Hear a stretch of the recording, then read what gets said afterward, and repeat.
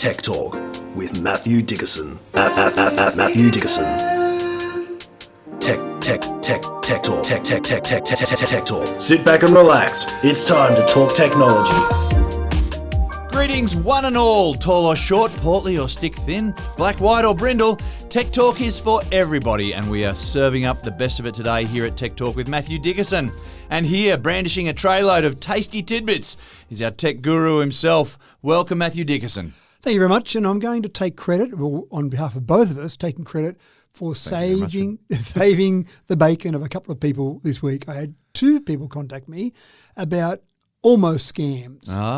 And they listened the to ones some that didn't quite get me. Yeah, but they listened to some of our podcasts and they knew things to look out for, knew things to pick up on. Very good. And both of them, it just goes to show you the social engineering of scammers. So one of them was around tax time. So here we are in Australia, end of financial year, so people are getting their tax returns in, and one of them got an email from the Australian Tax Office, the ATO. Of course, it wasn't, but it gave information about making sure they get their tax claim in because they need to get it in urgently because they need to get their tax refund. And so it seemed like a funny email from the ATO, but hold on. Need to get it in urgently before the end of October. Yeah, who knows? Well before the end of October. Yeah, right. But it was one of those things where, well, why wouldn't I do that? I've got a tax refund coming. Fantastic. I'll go and submit my tax refund and get that money back straight away. Why wouldn't I do that? That's a good thing. And I didn't know I was going to get a tax refund, but I'll go and do it. But the urgency, one of the things we've talked about before to be careful of is the urgency. So they went, maybe not. No. Looked at it a bit more. And then so is it click on a link to open up and to go and start fill in your e-tax? details? Yeah, that's right. So, and of course, what would have happened if they had have clicked on the link would have been, give us all your details. We want to know your name, your date of birth, your tax file number, everything about you. And that's probably enough for them to go and steal your identity. So they were clever enough to go, I just don't know the tax office will be that keen to give me my refund back. So that was one. And then the other one was from a bank. And I won't say the bank because it was nothing to do with that bank, but this happened to be the bank they banked with. And it said, claim your points before the end of the month. And this person, the first thought they had was, I didn't know this bank had a point scheme, like a flyby scheme or a frequent flyer scheme. I didn't know they had a point scheme, but that wasn't enough to alert them that this wasn't something they should go and click on because didn't know they had the point system. Well, I better go and do it. But there were two little issues with the email that came through. One was your points expire tonight. So they'd never heard about this scheme and the points suddenly expired tonight. So that was the first thing. Well, I haven't heard of it. It seems a bit rude. They're now going to cancel my points tonight. And then the second one, which I thought, and maybe this is a tip to scammers out there, I thought we'd gotten past this one, a spelling error, a really obvious spelling error in the email. And so, again, this person looked at it and went, gee, it's a bit rude. It's a bit really putting that pressure on me, but also a spelling error. Hold on. I've heard James and Matthew. In such a hurry because there was such a limited amount of time. But they said they've heard James and Matthew talk about the urgency was the big one, and of course the spelling error. But I'm amazed about the spelling error. I thought now with AI, every scammer out there would run their scam email through AI, make sure the English was perfect. I'm not trying to give hints out here. Yeah, scammers, come on, get your act. That's right. But the urgency was one of the ones there. So anyway, they were both smart enough to go, I'm not going to click on that link. That's fine. But it's just taking advantage of things, isn't it? End of financial year, it's tax time or getting towards Christmas. Oh, you've got a parcel delivery. There's all these different things that are happening. The other thing that seems to be hitting me these days is I keep getting these virus alerts. You've got a virus, quickly. You've got 4 minutes before this, deletes your entire memory on your phone and everything. Yep. And and it's I now recognise it as a common ad that it's they've tried it once and they've tried it again and tried it again and tried it again, and now that's right. So you've just got to be so alert still, don't you, for so many things happening. Yeah, and we've got lots of defences against these various things that are happening, but still things they're out there through. and they're trying to work their ways around them. So I find it fascinating now when you get a phone call and it says suspicious spam or possible spam activity, and you go, Oh, am I in the mood? Do I want to have some fun here? Or I just want to ignore it? So I've been watching some videos, some hackers that have been hacking into these call centres that are, and they can access cameras and stuff like that. And the response from the hackers or the scammers. it'd have to be disheartening, wouldn't it? If you were a scammer in a call centre and you're sitting there simply ringing calls, getting abused by people, getting hung up on, it'd have to be disheartening. And then you finally get someone who you've got a live hook and you think, I'm going to take advantage of this person being nice. It's a tough way to live your life, I think. It is, yeah. Anyway, so be on the alert still. Yes, that's right. Now, we better press on here. In today's episode, we're going to gain a bit of perspective on the subject of battery fires.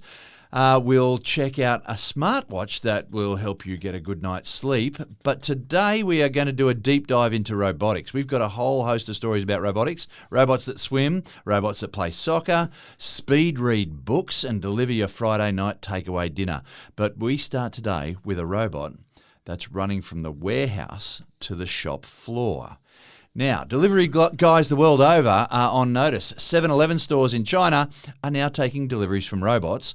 These clever little buggies are riding trains to restock shelves at the 7-Eleven stores in Shenzhen. But, Matt, this is likely to become normalised, you might expect. Am I right? I think so. Actually, I find 7-Eleven, just off topic here slightly, 7-Eleven, what an interesting name for a store. Yeah. Where you've named it for something so specific. I think it was about 1946.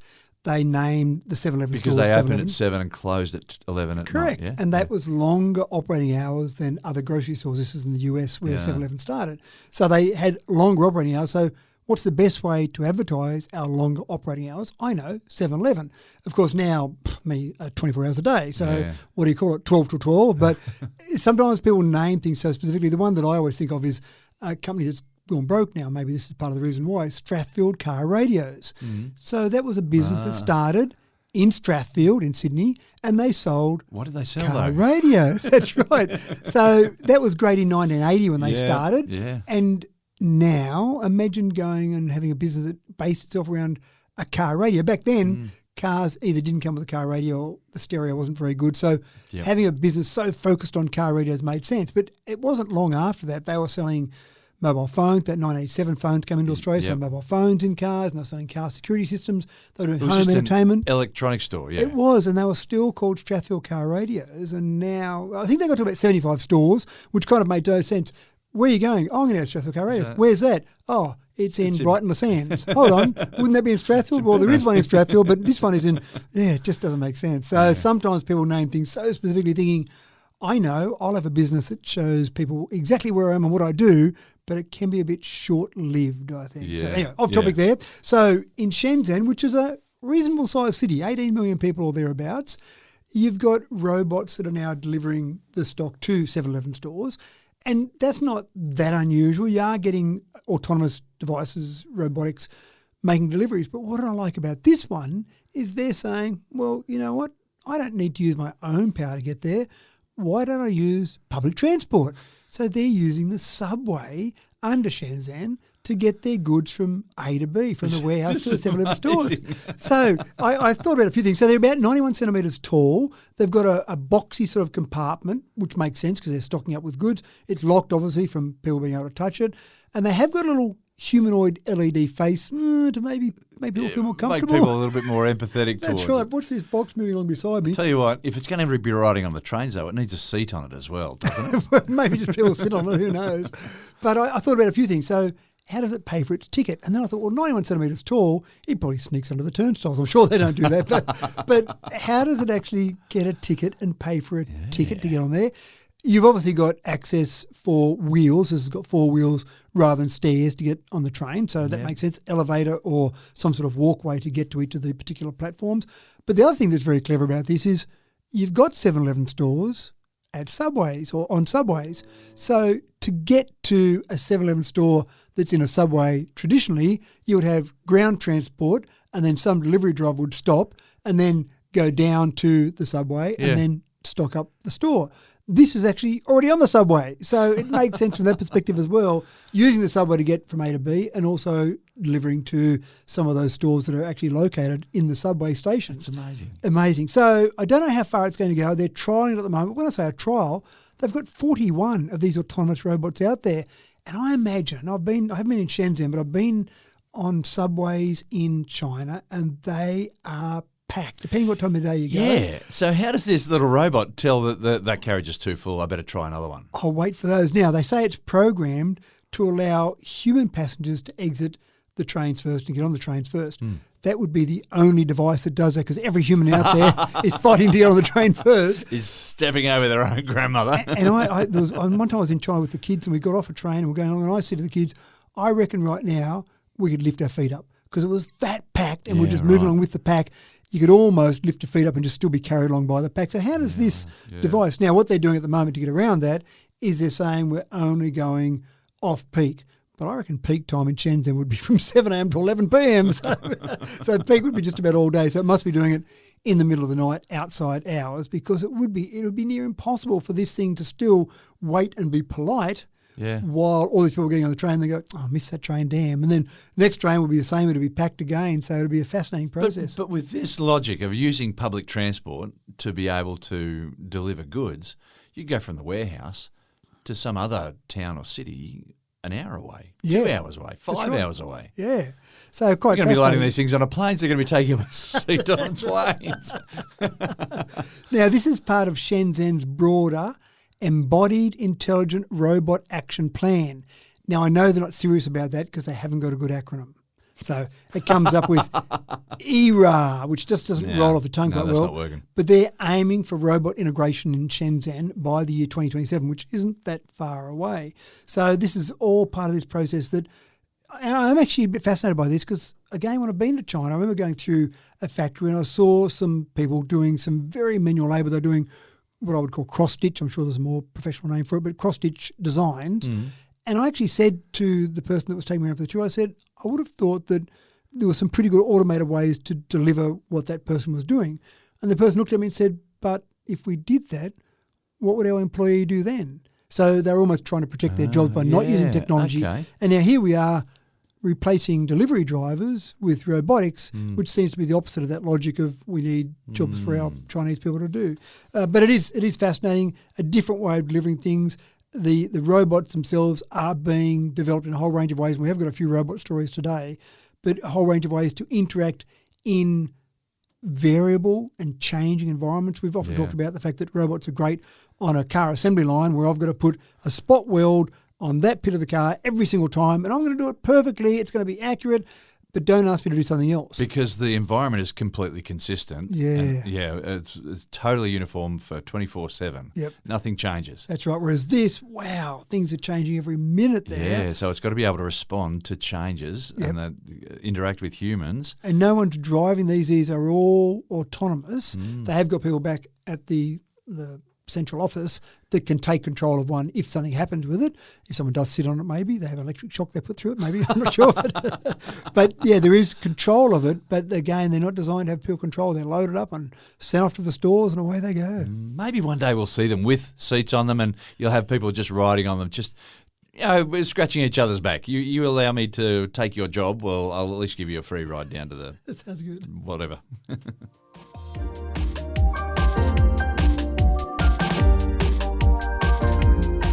And delivery droids are hardly confined to China. In the US, where the takeaway industry is a multi-billion-dollar business, there is some major investment going into robotics and drones to do the heavy lifting there. So, Matt, if it's not at your door in 20 minutes, does that mean you don't have to leave a tip?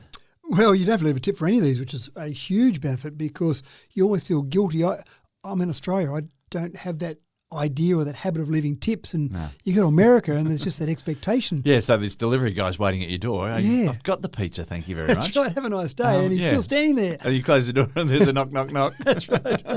And my brother's been in America for a long time, and so sometimes I'm there with him and I go, how much do I tip?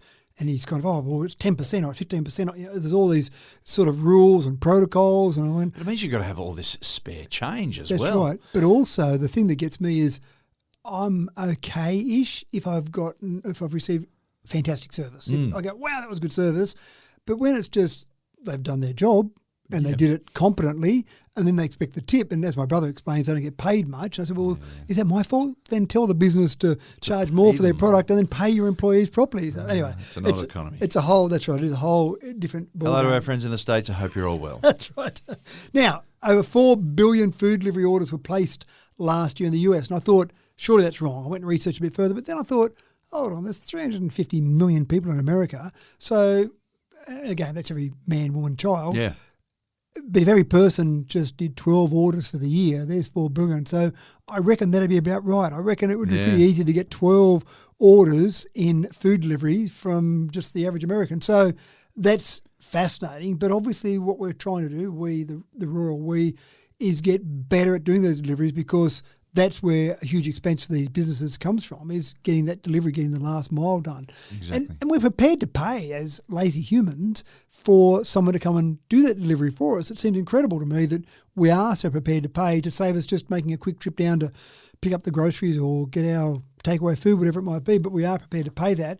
But we've got AI-powered robots and drones are constantly being developed. So there's a few examples I've got here of what's happening. Core Robotics has basically completed over 500,000 deliveries so far, autonomous deliveries. So they've got thousands of food delivery robots in places like Chicago and LA and Helsinki and Miami. So they're getting much better. Again, as with the last story, they're all autonomous, but they've got someone back at the office to go, oh, we need to take control of this. But this is much harder. When we talked about the last story, restocking, here's the warehouse. Yeah. Here's the store I'm going to. Yes, I've got some things that are variable along the way, but at least I know the beginning and the end pretty well. Yeah. But with these ones, they're going out to people's homes, so it's every Could address. be anywhere, anything. Yeah. Yeah, that's right. Yeah. And then working out the best route for that, that's pretty easy. We see that happen with GPS all the time. The best route for my robot to go on might be a different route to me driving a car or walking or riding a bicycle. So that's another little complication. Oh, look, we've got a complication as well. At our house, our mailbox is at a different place to where our driveway is. So, yeah, if you just follow your sat-nav or whatever, then it's going to take you to the mailbox, which is going to be a disappointment if you're trying to get to our front door. That's right. So there's all those sort of variables. They've gotten, I suppose, a few different ones. So they've got Harold's Chicken Shack in Chicago. They've replaced human drivers there. You've got a range of ones. There's another one called Sweetfin, which is a Californian poke bowl company. They're using Coco robots for deliveries. So you've got a whole range of these now that are getting to the stage where they're using robotics. There's another company that uses AI to just weigh the fast food delivery before it goes out the door to be able to say there's something missing. And they found at this stage 8% of the orders are wrong. So they've been packed, they've been set up ready to go, and just as a final check they get weighed. Oh, stop, something's missed because the weight's out. So there's a little check there, I suppose, just to check that. So using AI for a whole range of things is going to make it better. But drone delivery, I think this is where the real development is happening. So we've both got companies like Zipline and Wing, which is Alphabet's company called Wing, and they're doing drone deliveries where they're lowering on a tether various deliveries to home. So they basically fly along at anywhere from 45 to 90 metres above the ground, and that's easier for them to get from A to B, obviously, because you haven't got traffic and people and someone trying to sit on them as they go along the way. And then they get to places and they just drop that parcel down. I just think it's going to be amazing when you're sitting there and it's just normal that, oh, there goes another drone with someone with pizza. I can see that's some burgers there, you know. That's right. And we've done stories before about trying to get those drones quieter, because it will be a bit annoying when you get all these drones buzzing around above us with all that noise pollution. But just provided they don't spill the drinks, that's all. That's right. Now you've got companies like Jet's Pizza, Panera Bread. They've got drone deliveries happening already, so this is quite fascinating. You've gotten, even in Canberra, you might remember, we've talked about this one before as well, where you've gotten coffee deliveries in Canberra. And I thought, isn't that just the ultimate indulgence?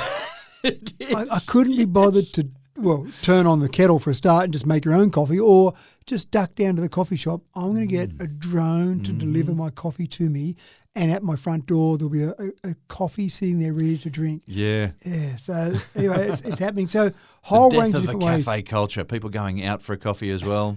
Well, isn't that part of it as well, that you go out and say, that's hey, right. we'll go and catch it for a coffee? No, I'm just going to have it in my home, thanks. And I'll FaceTime you instead. But it is fascinating. There's a whole range of different ways they're happening. Don't be surprised when you see that next delivery not from a human, from something, some other device, whether it be a drone or whether it be some sort of autonomous device. Yeah, It's on its way. Fascinating.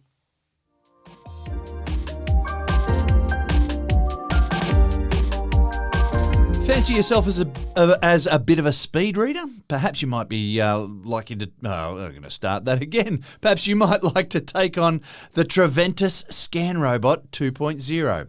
Now, I don't want to give too much away here, but you might like to pack a rubber thimble if you're going to go head-to-head with this one. You've got to turn those pages quickly. Matt, this robot will run through a fragile first edition, no less, with speed and tender-loving care. Yeah, and I'm a bit disappointed here because we're up to 2.0 and you had know no idea about the 1 or the 1.5 or the 1.6? None of those. So the 2.0 must be the one that was the first one worth talking about. We are, across the world, digitising books. We know it's easier to access the information from them. So when I'm searching for something, I don't need to go and visit a library in a certain location. I can just access it online. But also keeping all of that information, because books deteriorate over time. Yeah. Maybe books get burnt in a fire. You could lose that information, which is all part of human history. So digitising books across the world is happening. Typically, especially when you get some of these older, maybe delicate books, typically it can take over a week for a single book to be scanned in a format that is actually searchable. So not just a photograph of each page, but scanned in a format that you can actually read. We've all read books where the pages tend to fall out because the glue's gotten weak, or there's a problem with some of them it's stitched in and the stitching's torn and all that sort of stuff, and they're so dog-eared and frayed, those old books. And we've done a story before about poison on the outside of Yeah, books to that's give us right. that Who wants green to touch colour. these That's things? right. So you don't want to touch them now. But it does make sense to have these books digitised. Now I can remember back in my uni days when you'd get old exam papers and they'd be in a book and you'd go to the library and you'd sit there and put on the photocopy and you'd photocopy those one at a time. It was a laborious process. There was a big line up around exam time. And you'd look at those various photocopies and they've always got a bit of a curve on the centre where the book's kind of folded out. Yeah. So not perfect if you're trying to then turn that into editable text. So what the University of Tulsa has come up with is, as you said, Scan Robot 2.0. It does something a little bit different. It holds the book a bit like a human would hold a book where it's out at about 45 degrees. And then it's got a device that actually goes from the centre of the book and scans out so that it's scanning it parallel to the page rather than try and fold the whole page out and then get a curved image there. Right. So that seems to make sense. But it's a complicated bit of a rig. And I looked at that and I thought, wow, that looks complicated. But speed, 2,500 pages per hour. Wow. This can scan at, and that includes turning pages by itself. So forget the rubber thumb, as you mentioned there, for a human. This uses a bit of air, just a very gentle bit of puff of air and a little vacuum pad to turn each page. So the turning of the pages, just think about that, 2,500 page turns an hour. That's trying to going do the for maths it. here, so divide that by 60, you got 40. Yeah. So 40 pages per minute. Per minute, that's right. So you're getting one just about every second, just over a second. Wow. So flick over, scan, flick over, scan. Yeah, but gently as well. Gently, because you've got these very old ones. You don't want to be pulling out you don't have the rubber going, oh, I've got this page in my hand. I didn't break it. I don't know where it goes. That's right. So I think this is great, though. And again, when someone comes up with something like this, I'm sure other libraries around the world go, oh, okay, either let's do something the same, or are you happy for us to license that off you, or can you manufacture another one and we'll buy it off you? You don't need to reinvent the wheel. So this, I think, is going to be fantastic because we do have a lot of books at different libraries around the world. So this particular library at the University of Tulsa in particular says they've got 64,000 books that they're applying this to. Now, some of these books may be in libraries across the rest of the world as well. I'm not saying they're exclusively in this one library, but that's a lot of books that they're planning on scanning in. But the other good part about this is once it's editable text, if I search for it, I'm then going to be able to find that information. So all that information, some of it valuable, some of it historical, some of it fascinating information can then be searched on rather than someone knowing there's a book out there with that information in it. So whole range of different benefits, but this is where we're taking advantage of robotics rather than scaring us with robotics. So this is a really good story, I think, robotics. It shouldn't scare too many people, apart from the people that used to scan these jobs manually. You're watching it and you're thinking, wow, that's turning pages so quickly.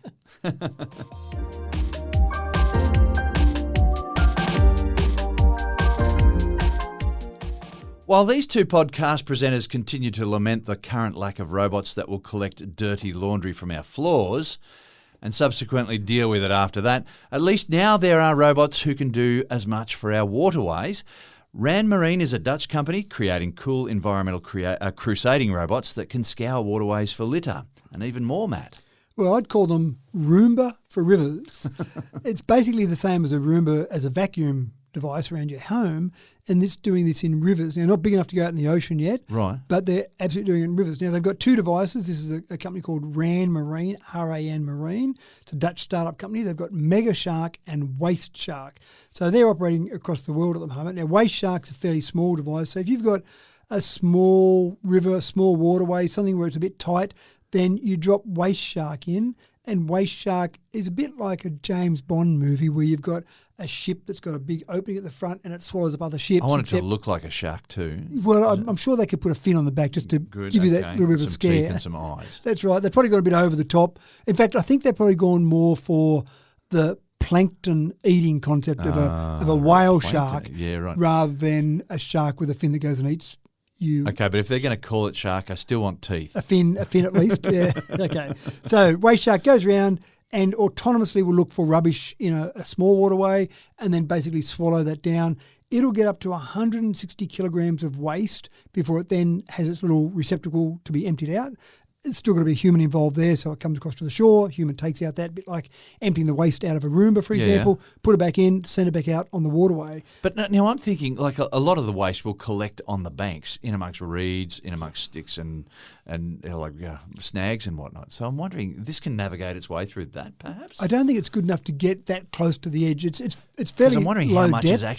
How much is actually floating in the randomly. middle of the river as opposed to what gets stuck on the sides. And I think a big part of it would be how fast your river flows. If you've got a very slow-moving river, it probably sits around a bit more, but a fast-moving river probably pushes it out to the sides a bit more. Fast-moving river, you're just going to lose this thing. It's going to get washed downstream. Well, that's right. You have to jump in your car and pick it up somewhere Well, else. maybe that's why they've got MegaShark, because it's larger, more powerful, and again designed for bigger rivers because it can cover more room. And essentially you drop it in the water and say, go for it. It scours what it can see before it then goes off on its mission to go and find rubbish. And if it can't find rubbish, it just keeps driving itself along. It's all driven by electricity or battery as such, so it's good for the environment. And then it just keeps swallowing up these things. But they've actually found, and it's great how companies develop depending on market needs. That was the original intention. We want to go out and collect rubbish. And they actually found they weren't getting a lot of government support. They weren't getting councils or government bodies saying, yep, we want to get rid of the rubbish in our waterways, so let's buy some of these because obviously you want to make some sales to keep developing them. But then when they found they could also do toxic algae bloom removal and oil removal, suddenly government departments and some other commercial interests became very interested in this, and then they started selling more of them. So that's more where they're focused now, and this is more with MegaShark rather than their smaller WasteShark. MegaShark's the bigger one rather than WasteShark. So MegaShark is more focused now on some of those things that are floating on the water, like an algae bloom or oil, and then they clean up that. I'm not sure what they do to oil. I assume they've got some sort of filter system because the problem we know with oil is it doesn't dissolve in water, so it sits there on the surface. And it will clog things up when you try to suck it up too. That's right. So again, it just drives through the water and it automatically goes in and then captures that and obviously has some sort of filtering system there. But it's interesting how that's changed and how their pivot has changed. You can also do water quality measurements. So as you go along in your river, you can check pH levels, you can check temperature, you can check dissolved oxygen levels, which might be important for fish in your waterways, for example. So I think a good concept. And again, it wouldn't be surprising to be out on a river one day, on a boat, on a canoe, whatever, and see a device going along, just minding its own business, swallowing up things in its path. Well, I'm sure that local councils would be savvy to the fact that if you've got a clean waterway that's running past your town or through your town or whatever, that a clean waterway attracts more people as well. So, recreational use of waterways and just establishing businesses by the side of a river as well because it's attractive. Yep. Unless you've got it stinky and infested with blue-green algae or litter, what have you. Yeah, there's got to be a great market for this for sure. Yeah, that's right.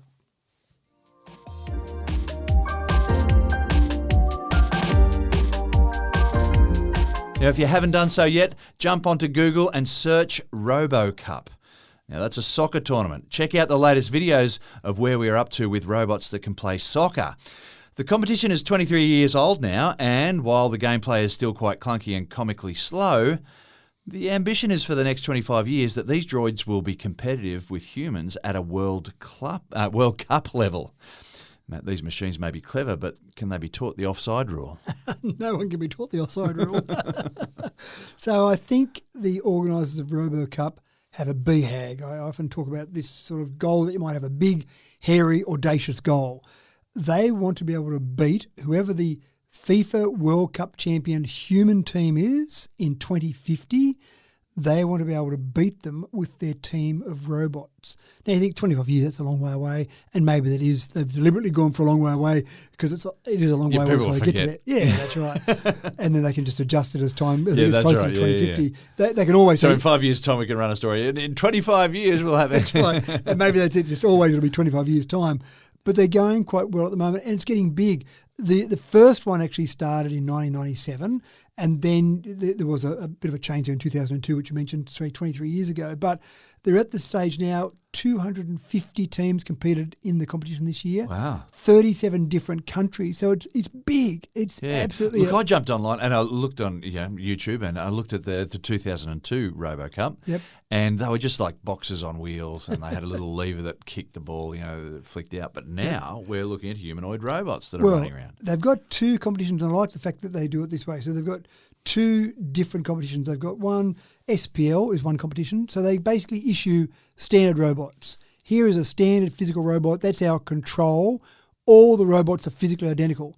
Your job is to develop the software to make this operate to the best it can be. So they really want people to focus on software development there. And so I like that idea. I can enter that if I'm a university or I'm some sort of software development house and I go, look, I'll write the code for that. I don't want to go and make the hardware. That seems like a lot of work to manufacture. I'm not a manufacturer, but the software, fantastic. So that's one competition. They play 5 aside with that one. So you don't want to get it too complicated and too confused on the field. Yeah, I think that's the one I was watching too. Yep. In 2025. Yeah, so that one, and that was won by a robot called, or a company called Be Human from Germany, Be-Human. So that won, and again, they have various technical challenges, the best kick and the longest kick and that sort of thing, and Be Human won a lot of those, but they won the tournament for the standardised robots. You then also have a humanoid competition, bipedal robots. You have to create your own hardware. You build it. You're responsible for everything. And there are some parameters on there, but basically it's up to you to create a humanoid robot in whatever way you can. So there are not really a lot of limits on that because they want people to really explore as far as they can go. I also think they've done something quite sensible. They've got a couple of different levels of that. You either play 3-a-side or 2-a-side, and that sounds 2-a-side soccer, what? But that means they don't have to go and build a bunch of robots. Oh, yeah. So it would make it very expensive for someone. If you've got to have 11 aside, then it makes it very expensive. So that means you've only got to build, for one of the categories, you've only got to build 2 of these robots. So it might be expensive, it might be difficult to manufacture one, and then you've got to do it a second time. That's okay, but 11 would be quite difficult. So the company that won that one was from Tsinghua University, I hope I pronounced that right, Tsinghua, and they won the adult humanoid robot competition. Now, some of the people that were talking about entering this said that they're pretty happy if their robots can just walk around and not fall over. When you get to the stage where they're running and kicking a ball. Now, and that's the thing, I when I was thinking about this story and I watched a game or watched a little bit of a rugby league game and just watched the goal kicker coming in to kick a goal at one stage, I went, you know what? There's a lot of coordination to kick a ball when you're lining up like that. It's you're running in, you're stopping, you're pivoting, you're swinging.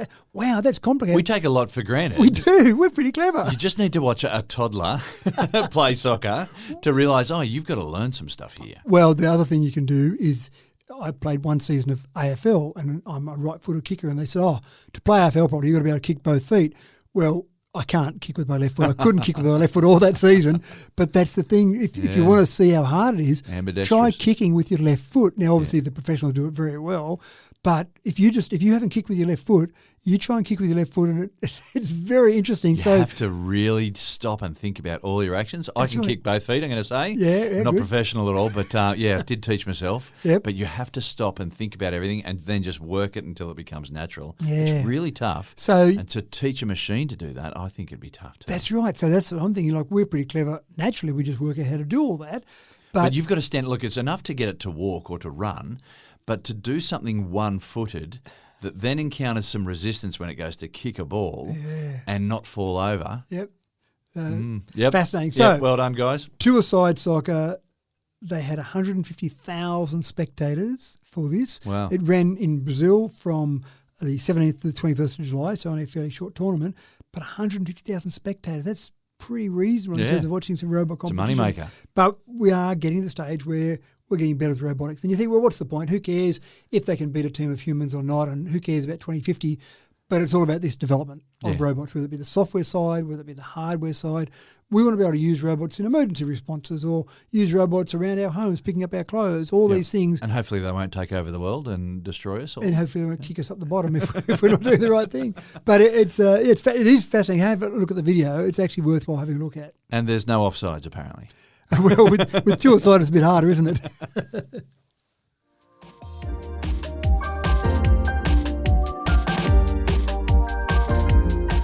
All right, it's time for a shift in focus now as we turn to smartwatch tech. Now, sleep apnea is a common problem affecting roughly an eighth of the world's population. The repercussions for a sufferer's health are quite serious, and so getting on top of it promptly may prolong someone's life significantly. So, Matt, a smartwatch that can detect an episode of sleep apnea is certainly a handy tool to have. Yeah, and they're getting so good, aren't they? And I've told the story before, I'm sure.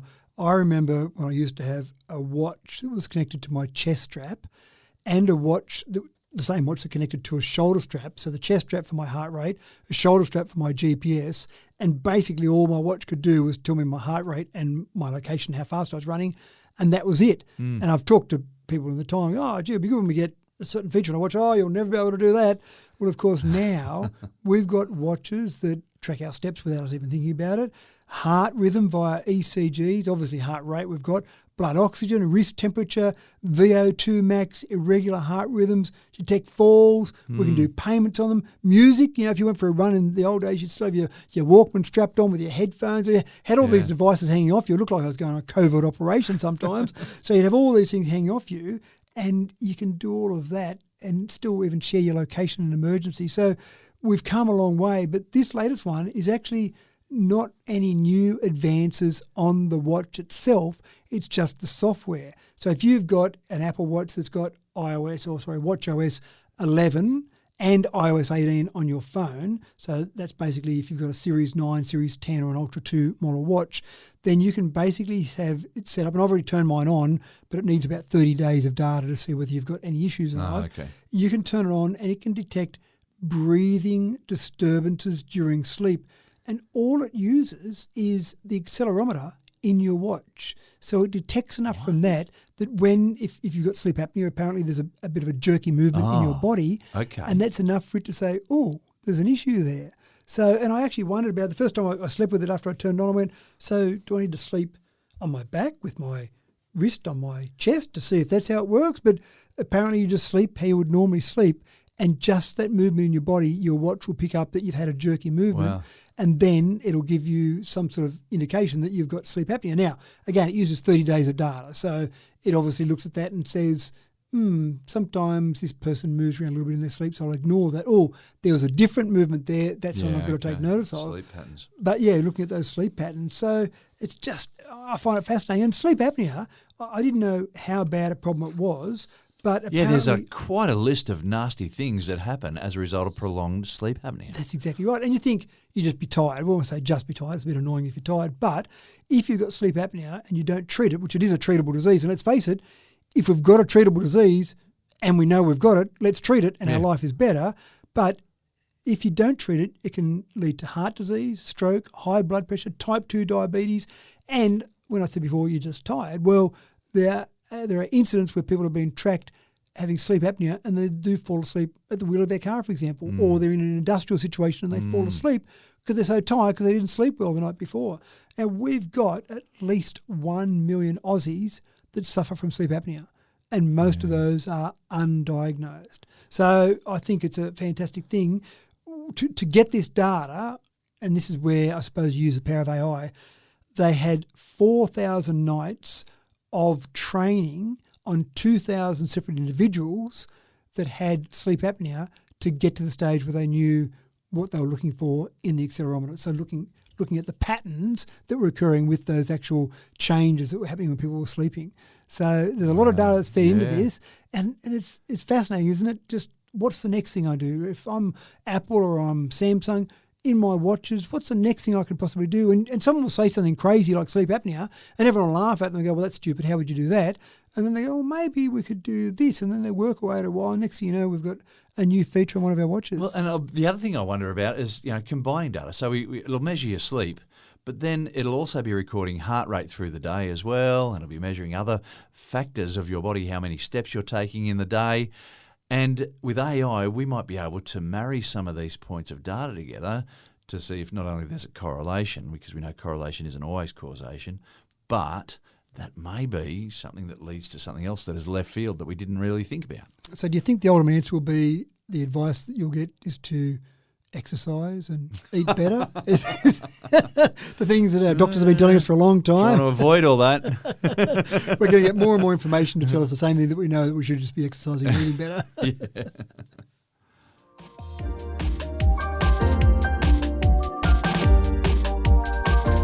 Now, are you still getting around with a blasé attitude to passwords? Well, if you're not going to take this story where a lazy, naive attitude shut down an entire company that erased 700 jobs overnight, you're your own worst enemy. Matt, 700 jobs erased overnight and shut down an entire company. What can I say? Oops. Yeah, that's right. It was a single weak password that one staff member had on their staff, and that allowed a hacker to get into the system, lock down the data of this particular company, and then said, okay, you give us £5 million and we'll unrelease or take off our lock that we put on your data. Wow. Now, the company said, we don't have that kind of money to be able to pay. And they're a transport company, so they had customers out there relying on them to deliver goods. And they said, well, we'll try and recover from this. We've got insurance, we've got IT experts to try and help us recover. By the time they managed to get to the stage where they could get their business up and running again, once all their data was like recreated, if you like, customers had left. They still needed goods delivered. So 158-year history of this transport logistics company, which is obviously a reasonable sized company with 700 people, and that was wiped out within the space of about a week it took for all this to happen. Because someone used the word password for their password. It was exactly it. So, and I know there's forcible or enforceable processes you can put in place to make sure your people have good, strong passwords across the network, but sometimes it's just one little loophole or another program that you use, or maybe it's an API that has access to certain parts of your data because you need that for external access. There's so many little holes that can be lurking out there. It's pretty scary. I mean, I suppose one of the things is I'd always say make sure you've got a backup that's offline so that if you do have something happen, you can say, well, we've lost the last day, but at least I can go back to yesterday, which is when we had that last backup go offline. But I'm sure they had backups, but if it's an online backup, that can be encrypted in this process as well. There are hackers out there. And again, people have said to me, well, should I be worried as an individual? Well, they're probably not going to target you as an individual. What they may do, though, is they might stumble across your password and they can make it pretty uncomfortable for you as an individual. So maybe just have a strong password as an individual and get used to the idea of just using strong passwords everywhere you go. So if you go into your workplace, you just go, I've got to have a strong password. And the ones that we've talked about before is a bit like my very elderly mother just saw Uncle Ned pass, which is the mnemonic that I used to use to remember the planets at school. Yeah. Same sort of thing. You come up with some expression. It's got some numbers in it and might be able to have some characters, some bit of text speak in it. That's right. So it'll be anyone that looks at it as a jumble of characters. And again, as you say, upper, lowercase, some other special characters, numbers, that sort of thing. But it looks like a jumble of characters. But to you, it means something. It's an expression. It's something that means something to you. Yeah. I reckon one of the real challenges for people, though, is when we're forced to change our passwords from various programs, because then people want to add a 1, 2, 3, 4 at the end, and then that isn't accepted. And so that's when they start putting either easy passwords, or they stick a post-it note on their computer to go, password for this site is here and password for here is that, and away they go. So it is an ongoing challenge, but it gives you an idea, I suppose, of how many are out there. Some of the data that came out of this as well is a bit scary. An estimated 19,000 ransomware attacks hit UK businesses every year, 19,000 across the US. So most of the demands in the UK anyway are around the £4 million mark, and hacking incidents are going up, not down. And more now we're seeing social engineering. So basically kids with gaming backgrounds are using con tactics rather than pure coding skills to get past stuff, where they might make a phone call, oh, we've detected an issue on your computer, we just need to do this. And so they're conning people out of their passwords rather than actually using brute skills to actually get in, which means there's a whole bunch of extra people out there that can become hackers. And it might seem like fun until you have 700 people lose their jobs. Yeah, goodness me.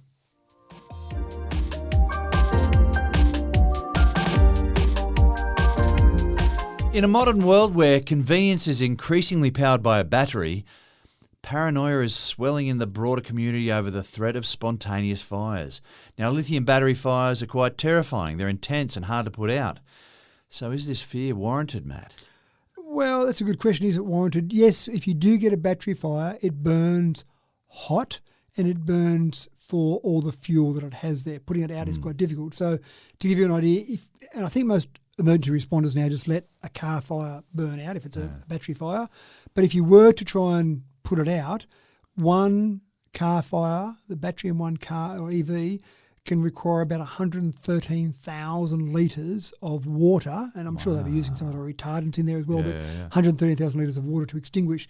You're getting temperatures around 1,000 degrees Celsius in a car fire battery. And I'm not trying to give a bad name to EVs here, because in petrol cars you have some liquid contained in a little explosive part there called the fuel tank that can catch fire and burn, and that thing can happen as well. You actually get more petrol fires per capita, per number of cars out there, per 1,000 cars if you like, than you do EV fires. I suppose the only difference is we seem to have gotten better at putting out petrol fires than we have at EV fires at this stage. But that might be about to change, because some researchers at the Chinese Academy of Sciences Institute of Chemistry have come up with a concept where they actually build in some fire retardant into the battery. So you've got layers in a battery. One of the things that you have with a battery, what you want is high energy. You want as much energy density in that battery as possible, because you don't want the battery to be larger than it needs to be or heavier than it needs to be. So you want to pack it all in. And that's sometimes where you get the problems. In particular, I think scooter fires sometimes get a bad name. Yeah. You get cheap scooters where they haven't spent enough time in R&D to make sure that battery has got enough separation inside the battery between layers. You get a bit of overheating, and that's when you can have that fire start. So most car fires now are pretty good, that really need something to happen, like an accident to start that. It doesn't start spontaneously, but you still get it happen. So what this concept is you've got a flame retardant polymer that only reacts under extreme heat. So the polymer sits inside the battery in the layers of the battery, and then when you get the battery past 100 degrees Celsius, the polymer effectively reacts and expands to basically push those areas of the battery apart. Now, it would destroy the battery, but that would be okay, because the whole idea is that it's obviously caught on fire, so you want to stop that fire as quickly as possible. So this will be something, I think, whether this solution or a solution similar to that, this will be a solution that I'm sure battery manufacturers will have as a standard item in their batteries in, say, 2 years' time, where it'll just be some sort of flame retardant polymer built into the battery that's almost its own fire suppression system built into the battery. Now, again, that will be with more expensive batteries, maybe car batteries, maybe not the cheap scooters you buy from some companies that aren't so reputable, but anyone that's serious about making sure these batteries are as safe as possible will have something like this built in. So we're getting there. Keep in mind that we've really been developing batteries at the level, at the volume we're talking about for maybe the last decade and maybe the last decade and a half. We've had a long time to get better at petrol fires, and in Formula One they've got some incredible things in the petrol tanks in a Formula One car. Yeah. But still, there was that famous incident, Roujon, I think his name was, that had a fire a couple of years ago, and he managed to get out of it, but the car still exploded in flames. It was very scary watching the onboard video. He burned his hands getting out, but he got out with minor injuries. But still, with all of these safety protocols we have, we still managed to get fires in a car or a petrol-fired car. So give us some time, I suppose, to get EVs right. But at this stage, we're developing them. But it's happening. Yeah, it is.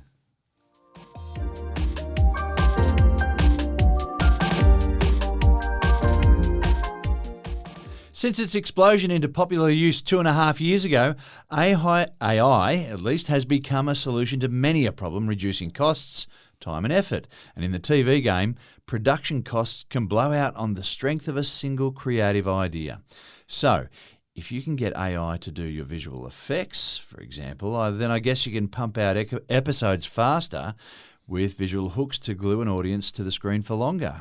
At least that's Netflix's most recent strategy, isn't it, Matt? Yeah, it does make sense. And Netflix has now said that we've got our first ever TV series that's got AI-generated effects. The series is called The Eternaut, Eternaut. It's an Argentine science fiction series. And so with all the AI we've got out there and issues that have been in the film industry where writers have gone on strike because they're worried about it. Actors maybe went, we're okay for the moment, or maybe we should support the writers because maybe AI will take over our jobs as well. Now you've got visual effects. Maybe you've got stunt actors who are going, hold on, I want to be able to be in that car and roll that car rather than just have an AI scene do that. But to me, it does make sense. And I remember watching a preview, or it might have been a mini documentary on a Mission Impossible movie where Tom Cruise was jumping a motorbike off a huge cliff. And just watching the rehearsals, the practice, the risk that went along with all that, I watched that and went, wow, this is incredible. And then a part of me said, is this the best use of human endeavours to keep jumping this motorbike off this cliff over and over and over to get it right before finally you do it for that one incredible shot in a movie, that incredible scene where you go, wow, that was scary and incredible, fantastic. And then you move on to the next scene. Well, it kept Tom Cruise entertained. He's notorious for just wanting to do these sorts of things because he wants to do something that other people can't. Yeah, and look, I get that as well, and I admire Tom Cruise for basically not saying, oh, but if you're a producer and time is money, yeah. And I'm sure Tom didn't do it for free. I'm sure he said, look, I want to be paid to jump this motorbike off this cliff 1,000 times. So using AI certainly makes sense to me. Can you pick that it's AI? Probably at the moment you can.